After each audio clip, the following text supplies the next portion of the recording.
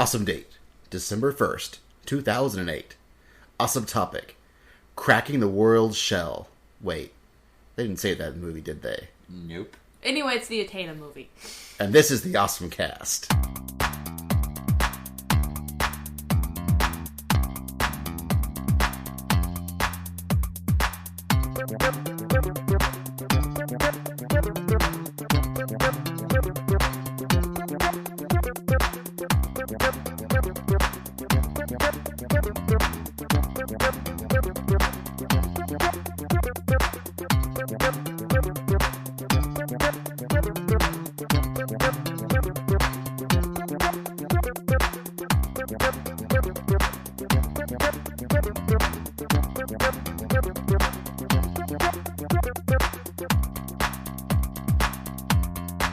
Hey folks, it's the OSMcast. I'm Basil. And I'm Douglas. I'm Kevin. And that's us. In case you can't tell, we're actually now using our new condenser mic, so hopefully it sounds way better than last time. Yeah, I imagine that wouldn't be hard. It wasn't that bad. It was better than... The settings actually did work. That was actually much louder than it usually is. Oh, really? Maybe we should use that place to record more often then. The trick is that room's very echoey. Oh. I'm debating on possibly building a sound box, which requires like a crate and like padding foam around to block out all the... Oh my gosh, open we would space. be even bigger nerds than we already are. That'd be awesome. I'm just saying, it's a lot of people use those. It's because it's condenser mic and it's actually taking all the echoing we do. We're talking that way back to the microphone. Hey, I wonder if it's taking my fan turning on the thing. Let me turn off the light and see. Well, if you hear less background noise, it's because the fan was just turned off. Awesome. And speaking of the world of awesome, the world of awesome.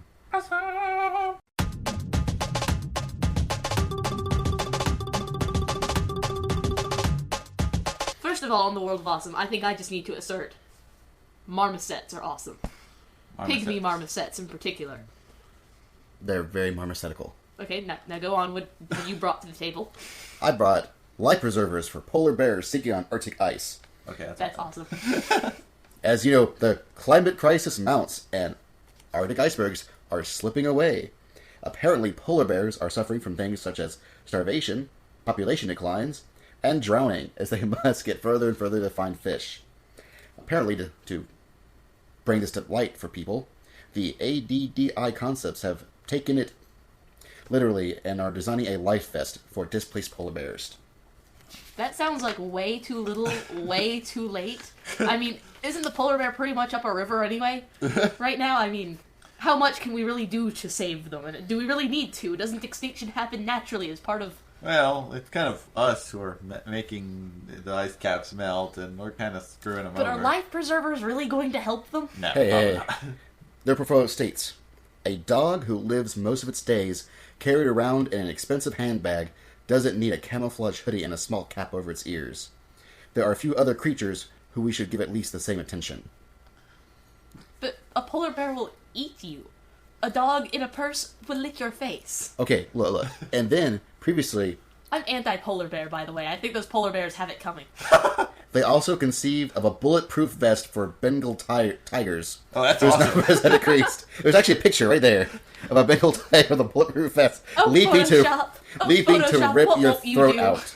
That'd be awesome, because I'm all for the right to bear arms and the right to arm bears. Makes it all even. Or tigers, in this case. Like, Yeah, I'm pro bulletproof vest for tigers. That's awesome. because you know how cold it gets on the in the safari. I say it levels the playing field. It's all down to teeth and claws now, on both sides. That's pretty good. What else? Del Toro is going to be remaking Pinocchio. And if anyone can do it well, I imagine it's him. Yeah. He's apparently teaming up with the Jim Henson Company.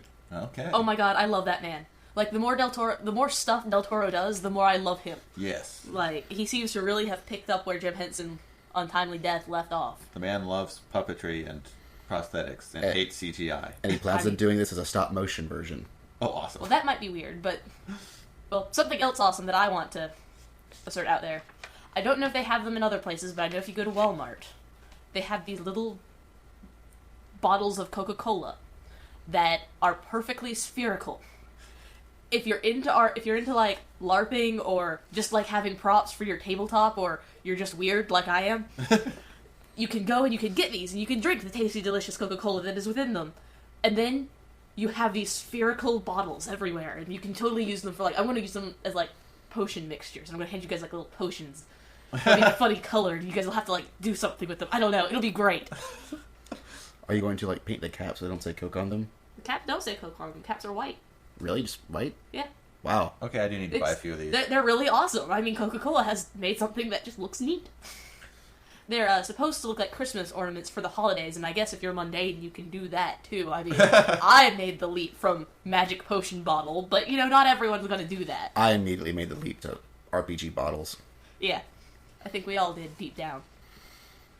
In other news of re-envisionings of movies, Will Smith and Steven Spielberg are to tackle Old Boy. What's Old Boy? It's a manga/Korean film about gangsters. No, I've never seen it. Guy shoots guns. It's supposed to be very good. I've actually seen it, but it's supposed to be incredibly good. Then why have none of us seen it? That's a good question. Hey, Aim to the Ace was spectacular, and we didn't see it until we've seen it. That's right. But, you know, this is a classic, you know, work of Japanese fiction that's probably going to get the I Am Legend treatment.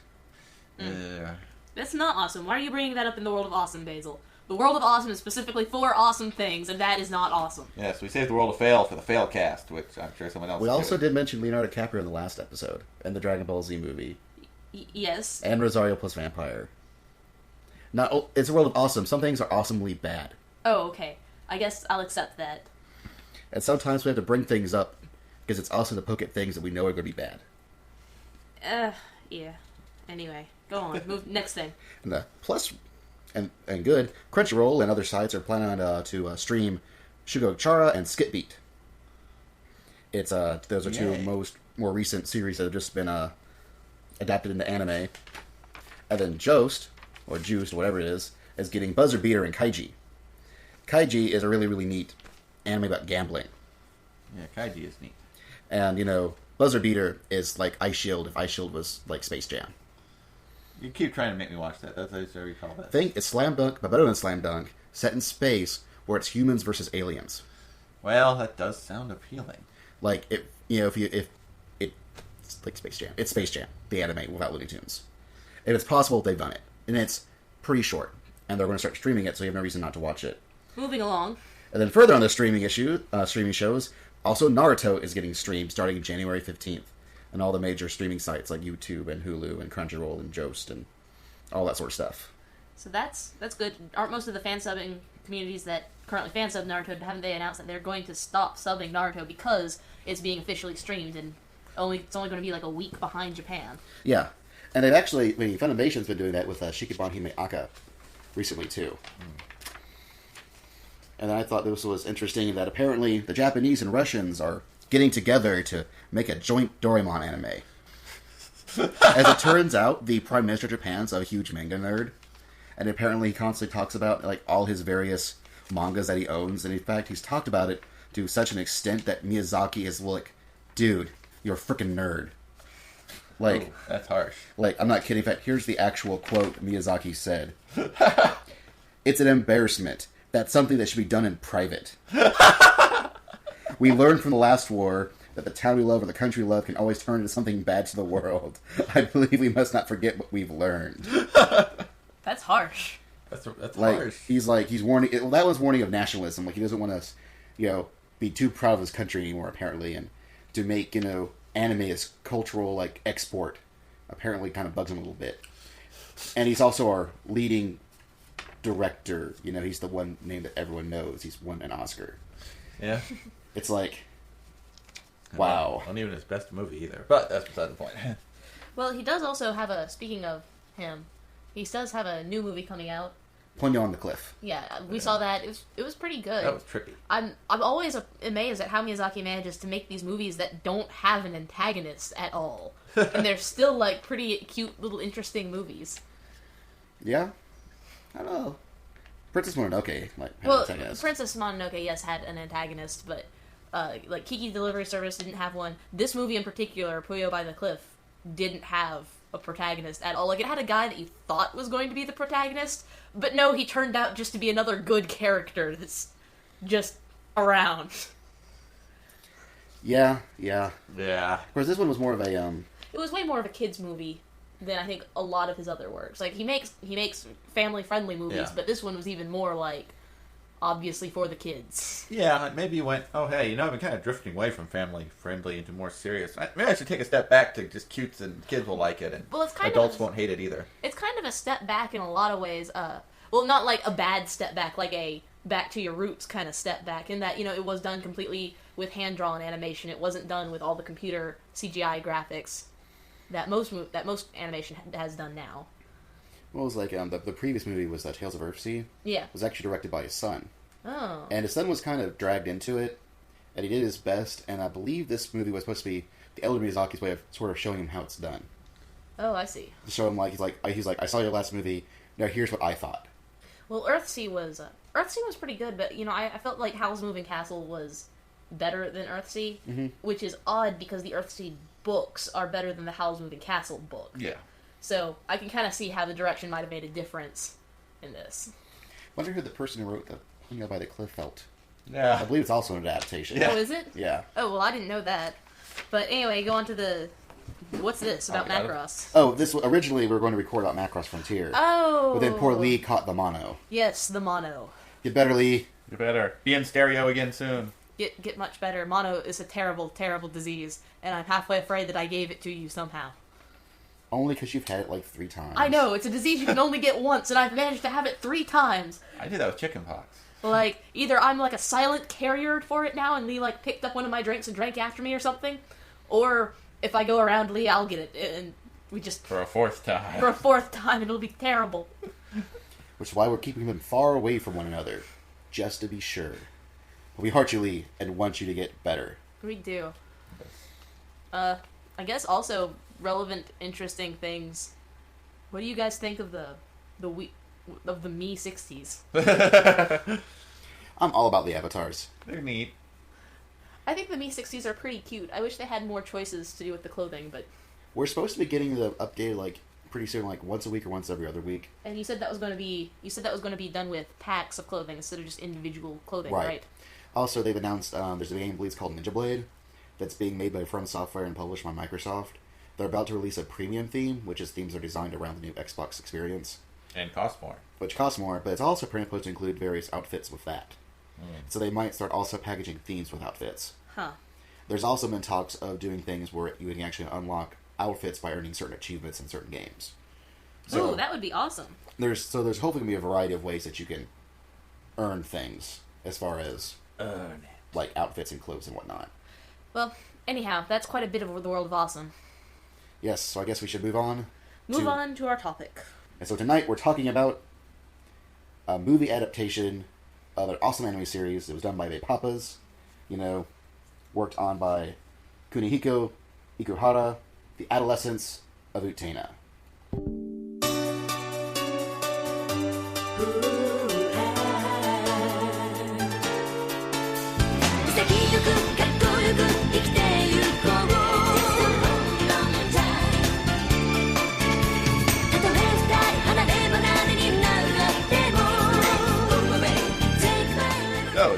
So, Utena. Yes, Utena. Utena was originally conceived as a TV series.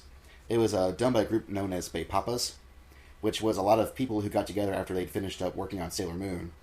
I guess they wanted to keep going, and the director, Kunihiko Kihara, had a crazy idea of, of the ultimate shoujo, retelling of fables and postmodernistic stuff, and we got Utena out of it. And it was awesome. And then they're like, oh, apparently he was watching the finale of the Utena series, the 3rd season, on, television, and he came up with the idea for the movie. And was like, okay, now we're doing a movie. Which is, in some ways, could be considered a sequel. In some ways, it could be considered a retelling. But it's just all around awesome. I think of it more as a retelling of the series rather than as a sequel to the series. because really the characters are a whole lot different from how they are in the actual anime series. Like, we're just watching it just like to get refreshed on it, because it kind of came out in the 90s. Mm-hmm. So we were 1999. watching it to get refreshed on it. We watched the hell out of it back when it came out. Yeah. It's been a little while, I think, for all of us. Oh, yeah. But anyhow, and we were watching it and we were really sitting there going, yeah, these characters are a lot different than they are in the series. Yeah. Like, Anthe is a lot more forward in the whole, like, getting up on Utena's stuff. And Less mousy, more, hey, baby. yeah. And, like, Shirori is even more of a manipulative bitch, if that was possible. And almost the main villain of the thing. Yeah. In a lot of Almost, ways. yeah. And Akio is also, he wasn't really the suave, cool guy. He was more kind of a... The Machiavellian He was more of a- planner. He really in the movie he was more of an actual like realistic character than in the TV show, and that's pretty impressive considering that this movie has very a little random realism. car chase. Yeah, This movie is not a fan of realism. This movie is a fan of symbolism. A lot of times when you're watching the movie, you have to keep in mind that there's 3 different plot threads going on at any given time. There's the plot thread that they're showing you, which is actually just a symbol for a different plot thread, which is happening simultaneously as what the dialogue is doing, which is also happening simultaneously as what they're implying with putting the voice with the Visuals. with the visuals at that particular time. And so if you're not really in the mood to sit and like think critically about everything you're taking in, you're probably going to miss a lot. Yes, it starts off very similarly to the TV series. You know, Utena, our main character, she's this girl with pink hair and likes to dress up like a boy because she doesn't want to be, put on different footing. She wants to be considered just as important as anybody else. And she's arrived to this new school. With Name? Otori Academy? Thank you. Yes. And, she meets her... In the TV series, it's her best friend, but this one it's just her friend, Wakaba. And, pretty quickly she's introduced to the school. Although, in the movie, the school is crazy. Like, in the TV series, it's just this neat little school. And this one, chalkboards just move. Like, dozens of them are, like, just move about. And the entire thing almost acts like a moving M.C. Escher painting. Yeah, there's a lot of gear work going on, and actually I would probably say if you're a fan of clockwork type styles, it's a very clockwork style setting. And They never touch on that aside from the buildings, but at the same time that really frames a lot of the visuals. And then eventually she, gets her little hero's ring, which marks the fact that you're a duelist. And there is the general thrust of the plot of both the TV series and the movie is that there is this character named Anthe. She's referred to as the Rose Bride. And the duelists have duels too. Whoever wins the duel wins Anthe. And supposedly, if you have Anthe, you have the ability to revolutionize the world. And everyone wants to do that, because it would be awesome. Although they all have different ideas of just what that means. But only Utena is the one with... She's sort of the white knight of the series. She's the closest thing there is to a pure heart. Everyone else wants to do it for selfish reasons, where she just wants to save Anthe from being stuck as the Rose Bride. Because the Rose Bride does whatever the winner wants them to. Whatever the winner wants them to. And in the movie, they are not too shy about showing. No. Just how far Anthe's willing to go. Now, in the TV series, she's very shy about it, and, is very coy. In this one, while she is coy still, she's very, very forward. Yeah, like pull you down on the bed and try to unzip your pants forward. Yeah. Yeah. Like, hey, Utena, why don't you strip naked so that I can draw you, kind of forward. Though I love the zipper part. There's a scene where they are together, and you do hear a zip as they're about to possibly get on. And that was a mistake.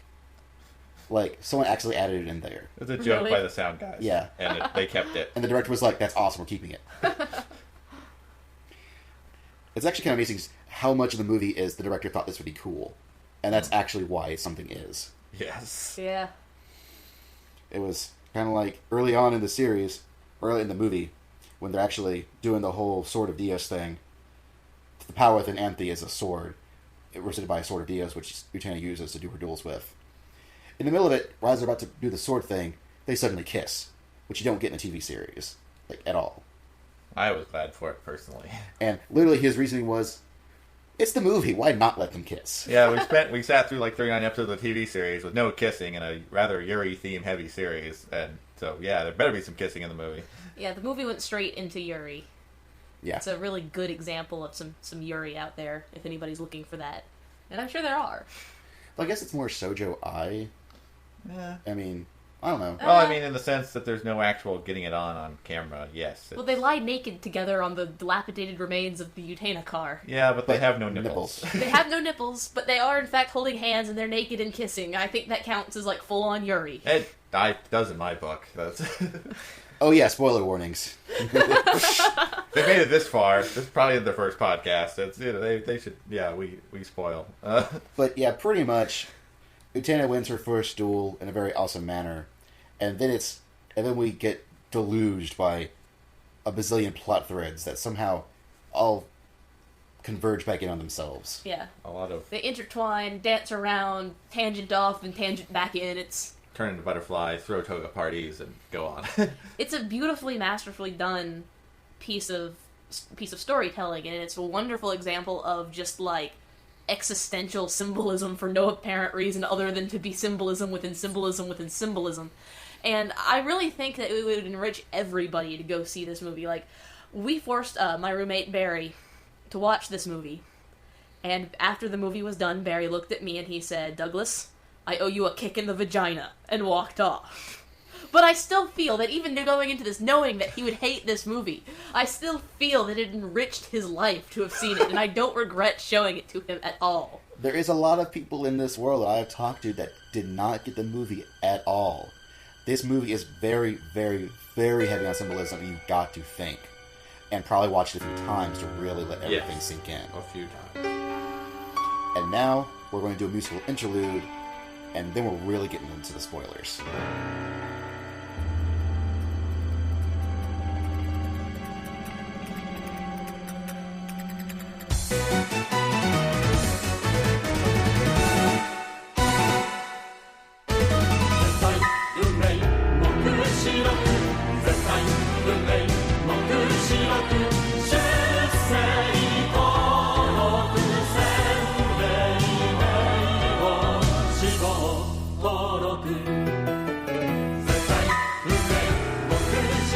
We're gonna just freaking straight up tell you what it's about. So you probably Which- want to come back and listen to this. Actually, to be honest, like, there's some point of debate about what it's about. There's what the actual guy says it's about, and then what I took from it. Then how I sort of fitted both of them together. Yeah. Now, just tell them what the official, like, recognized thing is first, and then I'll go off onto my crazy tangent. Okay, this is, furthermore, on the DVD, the director actually goes through a very lengthy and in-depth director's commentary. It's one of the best director's commentaries I've ever seen in an anime, especially. Where he'll actually go to he's actually watching the movie with you, and he's going to various scenes. Oh yeah, I remember this. Blah, blah, blah, blah, blah, blah, blah, about the scenes. It's how we found things about, like, the zipper and whatnot. And then just kissing because he wanted them to. And what he says is, this is sort of his allegory for growing up. It's why it's called the Adolescence of Utena, as she's going through adolescence and becoming an adult. I thought that this movie was actually... Basil showed it to me several years ago, and I kind of watched it without being told that it was about her growing up, and the conclusion that I actually came to was that this movie was about... It was sort of about the process of getting over mourning. It seemed to me like everybody in the show had either died or had either known someone very close to them who had recently died and was at that final stage of mourning where you either have to just wallow in this pity of your loss forever and ever and ever, or move on. I think Basil pointed out that it could be that they're talking about the death of the childhood moving on into your life as an adult, but I actually... At the time when I saw this, I think I was only 16, maybe 17 myself, and so I really didn't get the adolescence thing. I actually saw the adolescence more now that I'm an older person. You know, now that I'm in my mid-20s, I could see it a little bit better. Probably as I get older, I'll come back and see this movie and be able to understand it better then too. But at the moment, I'm still going with my death thing. Now, death is a pretty predominant theme, just regardless, because you've got in Utena in general, TV series and movies. And you have a core of really 5 people that are the main players, as were in this movie. You have Utena and Anthe, and their two princes. You know, for Utena it's Toga, and for Anthe it's Akio, and then there's Shiori, who sort of works in between all of them and just causes hell. Yeah. The trick is, as you discover as you watch the movie, you're seeing Akio doing stuff, and you see Toga actually doing stuff, but you don't realize until about midway near the movie, they're both dead. Yeah. Right before the car scene, they kind of reveal that, oh, by the way, Toga and Akio are both dead. And they actually both do this in different ways. Like, Akio, you never actually see him. He's just do anything. mentioned. He's always mentioned. You see videos of him. People talk about him. Yeah. But, you know, they never see him. Toga actually wanders around and talks to people, but only 3 Pacific people. Yeah. Which is... the person, Shiori, who is digging to find out all kinds of information. And, like, when I was saying that, like, 3 things are going on, in that particular scene, like, where Shiori's talking with Toga and they're doing, like, all the romantic, like, electrical thing, if you notice, when she was pulling the sheets off, when she was pulling the cover sheets off of things, the first thing she uncovered was Toga. And that's when they started talking. And, you know, and she's talking to Toga, and at the same time, they're also going through Toga's sordid past where he was molested as a child in the cabbage field, while at the same time, she's talking about how, you know, gross and awkward it makes her feel that Juri likes her. Well, and at the same time that they're doing this, they're also showing that she's pulling more and more things off. What I really got out of that little moment with Shiori is that she's going around and she's uncovering secrets, you know, literally, and the sheets are a symbol for the things that she has uncovered. They're a symbol for her little white lies. And she's using them for whatever reason to try to make her own wings for which to escape. But in making her own wings, she's kind of frightening Toga because he has that bad relationship with the moths in the cabbage field. And that he also likes Juri. He still loves Utena.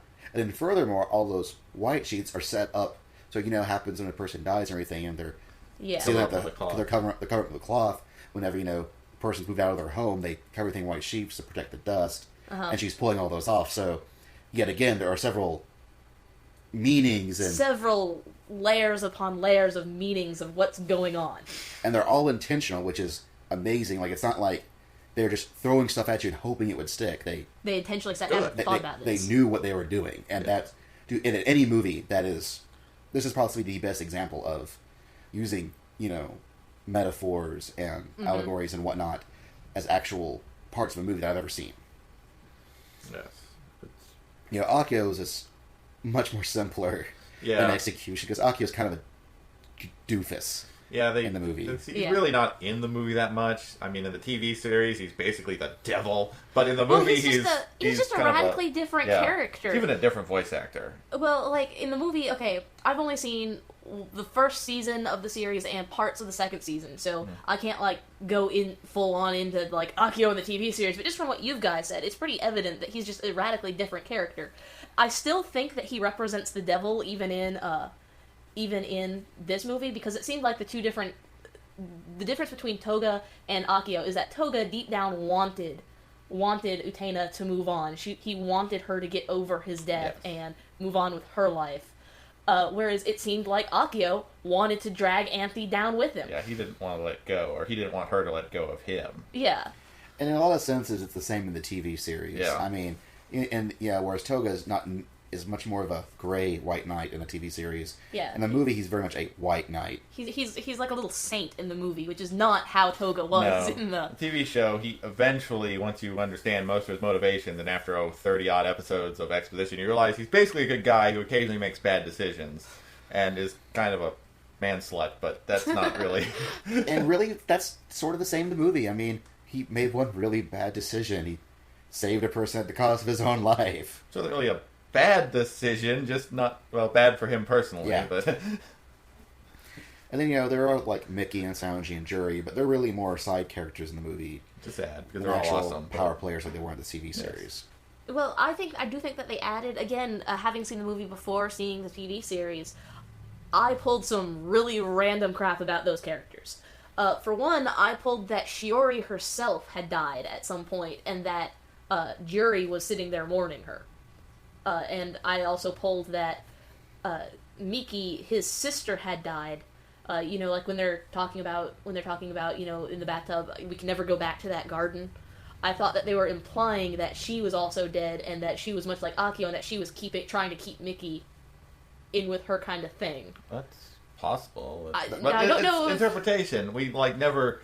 But that's also with my full-on, this whole thing is about death interpretation. Yes. If you go with the actual interpretation that it's about growing up, those kind of things don't have to be quite as gruesome as I made them out. Mickey might just been talking about how he can't have an incestuous relationship with his sister. Yes. And there's that. Then also, I see more as Mickey actually turned her into a car. Yeah. Than the other way around. Because if he had actually turned into a car to leave, he had technically revolutionized himself already. He should no longer be in the movie. Yeah. And I actually think story's more of the, we see people who will, those people who, even when they grow up, will never leave their adolescence. Yes. I think that's what Shiora is. Yeah. And she's constantly trying to either A, bring people down to her level, or B, use them to climb up in order to escape her adolescence into adulthood. And but she's never actually trying to grow up. She's just trying to make a break for it. And that's not quite what you have to do. In a sense, you sort of have to, it's in the end, it's no longer always about yourself, but it's about the world around you. And if especially in the scene where she's the car, she's going, it's me, me, me, me, me, me, me, and then dies. Yeah. Mm-hmm. Whereas Utena was doing everything for Anthe, and now Anthe's doing everything for Utena.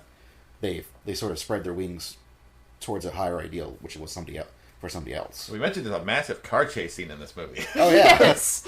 This is actually the scene that turned most people off. When I was back in high school and I was trying to show all my high school friends this movie, a lot of them were able to sit with it throughout most of the movie. Like, they had embraced my idea that this was about symbolism, and they would pause it periodically and then turn to me and go, okay, now what? And we would just, talk about what was going on, and we'd fast forward.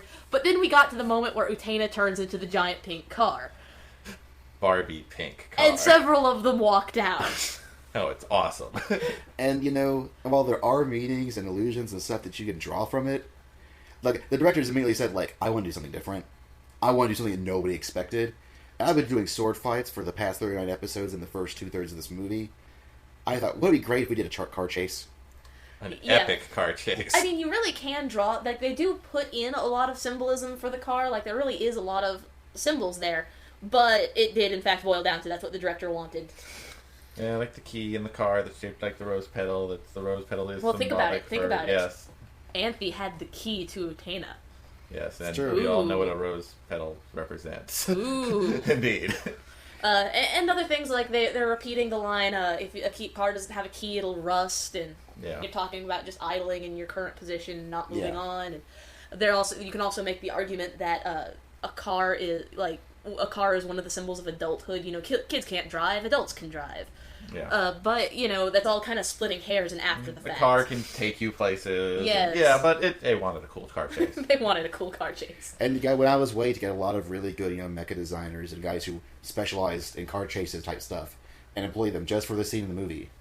It's a really good car scene. It's unfortunately just a really out of place car scene. Well, yeah, it is a lot of place. I don't think, in the sense of, it's not what you're expecting from Utena in any way, shape, or form. I think in the general movie as a whole, it did kind of fit. It did. But this is a pretty weird movie. Yes. That's why we like it. It's also one of those moments, when Utena first turns into a car, and the car gets revealed, and Anthe is like, a car! It's either a moment where you really, really love the series, or you really stop loving it. Yeah, it is the breaking point. It's the deal breaker. But if it doesn't break for you, you're in for a treat, because it's really well done, especially with the music. Yes. With Jay's Caesar? Caesar? Maybe. J.A. Caesar. I don't know. Personally, I think one of the best moments in creepy anime is when, the Utena car has been, all distraught up, and, it's getting, destroyed and shattered, and Anthe is clinging to, the remains of it between, the two grinders of the castle, and Akio calmly walks up to her. Down the rapidly moving street. Yes. Well, that was just pointing out, that was, again, more harping on the fact that this guy's dead. He's clearly he's a the devil. Or a devil, or he's not right. And it's a symbol of stasis. Yeah. So, he's staying in place. No matter how fast life goes on, he's stuck where he is and does not want to move. And it's a really... I personally thought that was a really powerful little scene there. It was good. Yeah, that struck me the first time I saw it. And then when you actually see everything break apart, it's going bah, bah, bah, bah, bah, and then they burst forth in a spray of rose petals. Rose petals. And triumphant, lesbian glee. Yes. But yeah, it definitely enriched my life to see it, despite the fact that Barry now owes me a kick in the vagina. I think it enriched his life to see it.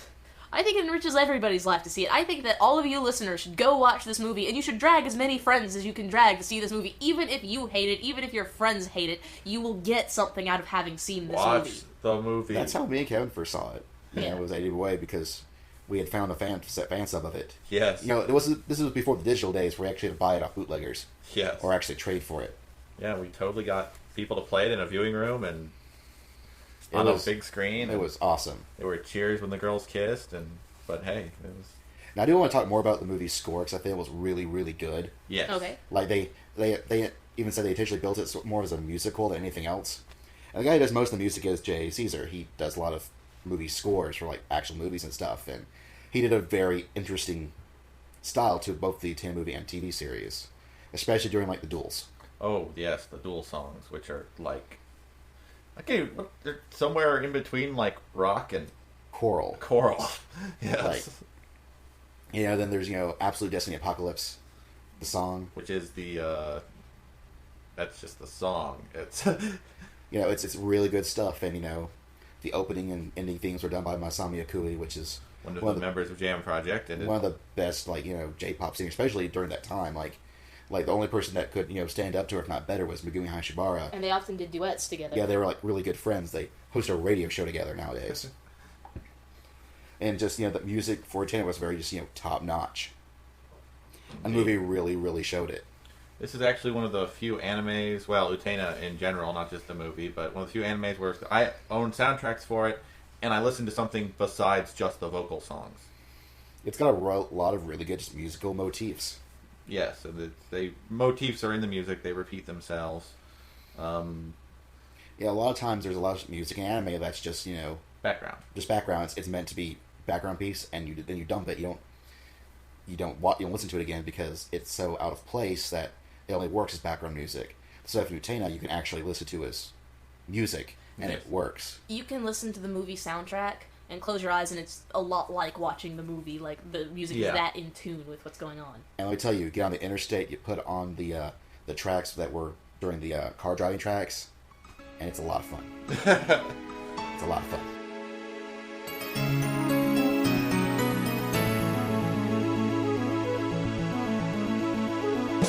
This road is our destiny.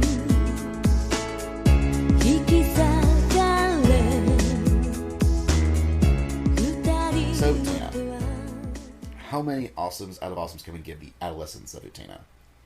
Wow, Is it possible? There's not enough awesomes. I'm gonna give it sweet 16 awesomes out of awesome. I say there's not enough awesomes. This is my favorite movie of all time. It possibly might be my favorite movie too. Actually, it's up there. It's definitely my favorite animated movie of all time. Flat and I out. really can't think of a live action movie I like more too. Flat out favorite movie ever, and the Utena car is my favorite mecha ever. And from me, that means a lot. It's true.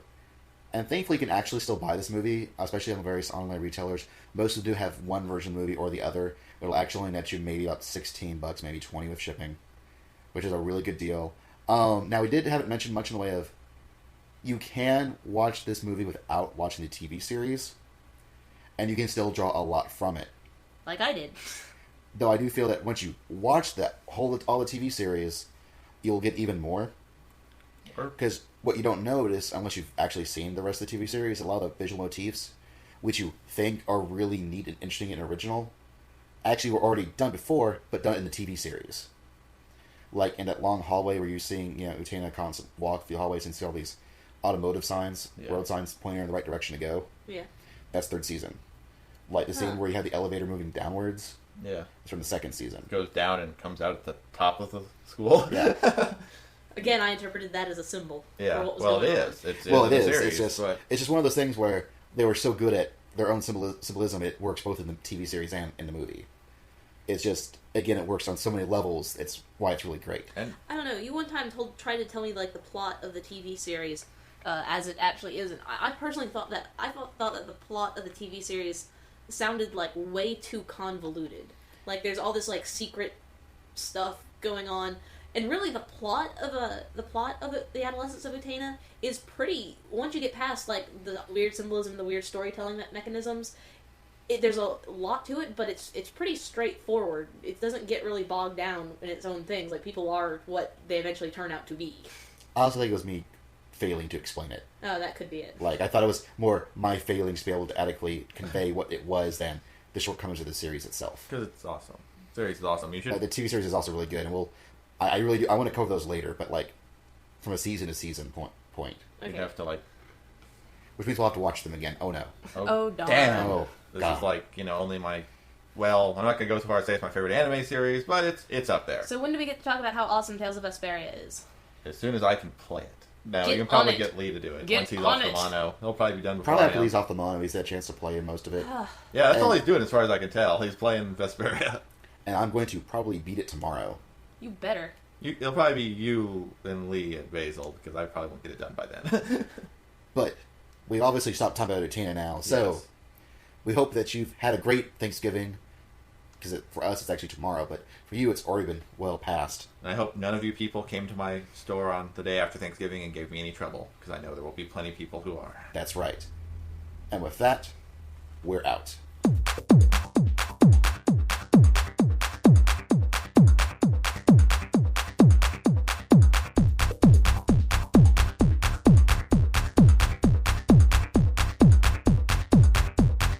Thank you for listening to the OSMcast, your podcast for everything awesome. If you liked us and want to hear more about us, read more about us, listen to more about us, or leave us comments, go to our website, OSMcast.com.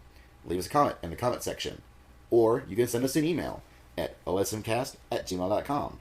Or check us out on the Awesome Line. Give us a call. It's area code 206-202-0071.